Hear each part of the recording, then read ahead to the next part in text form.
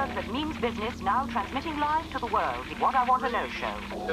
Hello and welcome. It is I, your pal, J.Ishiro, author and alien in a human suit, and beside me is the ever busty and beautiful Kat Rocha, the night editor. And by the way, that illustration you see, that's not an exaggeration. They really are that big.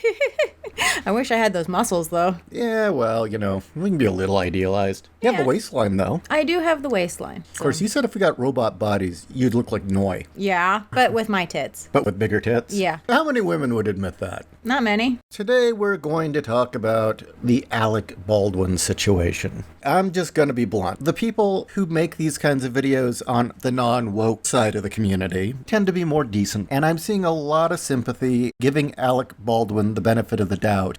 But I'm going to be the asshole who says, no, it is totally Alec Baldwin's fault. He does not deserve the benefit of the doubt. This wasn't just an accident. If proper gun protocol had been followed, and I don't mean movie set protocol, I mean basic NRA firearms protocol, this situation would have been impossible. My feeling is I'm not giving him the benefit of the doubt, just like I would not give a drunk driver the benefit of the doubt after they've just killed somebody. It's negligence and irresponsibility, no matter how you look at it. Ultimately, Baldwin was the producer. Baldwin hired the prop manager. It was Baldwin's shoot. And last but not least, he was the last person to hold the gun, and he pulled the trigger. He didn't check the gun before he fired it. This is his fault. He pointed the gun at a human being. Even on a Hollywood set with a blank, you were always supposed to aim slightly away or above. And he's done enough films that he should know better. This isn't like some kids out of college who got some grant money to do a movie who don't know what the fuck they're doing. This is Alec Baldwin. There were supposed to be 4 people on set that checked the gun prior to giving it to him. That didn't happen. And here's the thing about Rust that a lot of people aren't talking about. It was his film. He's the producer. It is his money. And according to a lot of the cast, he was shaving nickels and dimes anywhere he could, and safety standards and set conditions were garbage because he was being cheap. And that very same day that someone got shot, hours before, a whole bunch of the cast walked off their job because of the safety conditions. Not only that, but I'm guessing to either cut costs because he knew her daddy or because it would look good in the press. His prop manager was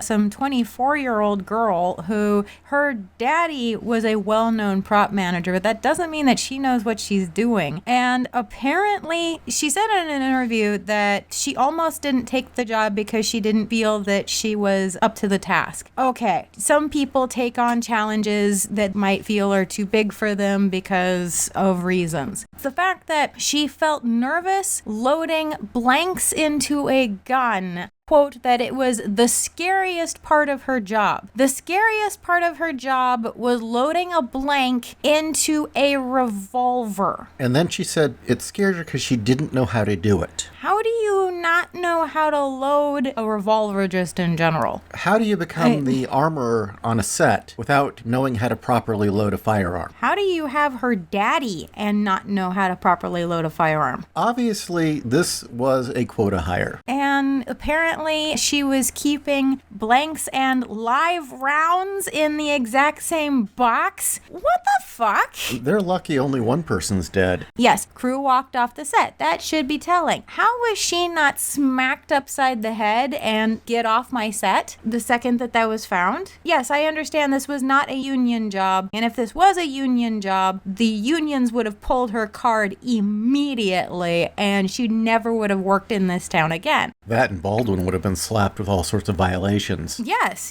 he would have. But how... Oh, I'm actually at a loss for words for how stupid that is. It's bad enough that she was taking the prop guns out shooting with live ammunition afterwards. It's the fact that she was keeping the live ammo and the blanks in the same box. What the fuck?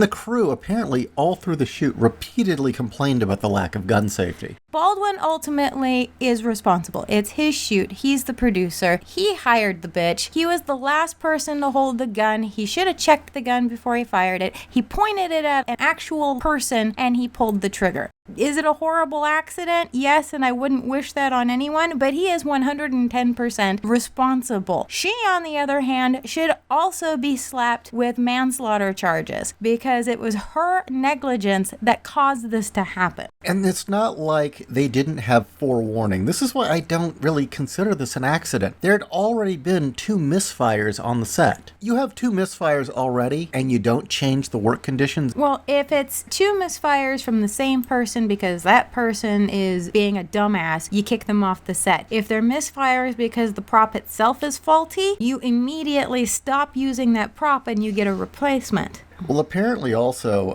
the guy that handed the gun to Baldwin, David Halls, He shouldn't have been touching it to begin with. he was the assistant director. He told Baldwin, oh, it's a cold gun, there's no ammo. He never checked it. Exactly. Apparently 4 different people are supposed to check. Also, Hall had been fired from another movie in 2019 when a gun accidentally discharged due to his carelessness. The guy already had a record. Quite frankly, I think the people who are most liable is the beginning of the chain and the end of the chain. Gutierrez Reed, the girl who was the armorer, apparently this was her second film. Her first film was The Old Way with Nick Cage, and apparently she gave an 11-year-old a loaded gun without properly checking it. Also, the crew was saying that she had been a bit careless with the guns, that she'd been waving them around, and that a couple times when loading the blanks, she was doing it in a way that they considered highly unsafe. That doesn't strike me as somebody who's, quote, scared of the blanks. So, 1, Baldwin was being cheap. 2, I do think this was an affirmative action hire. And 3, this had already happened twice, just this time someone got killed. He's totally guilty and so is she. Gun safety exists for a reason, and for someone to be so damn preachy about gun owners, Alec Baldwin should really practice what he preaches. Yeah, this never, ever, ever happened on a Clint Eastwood set.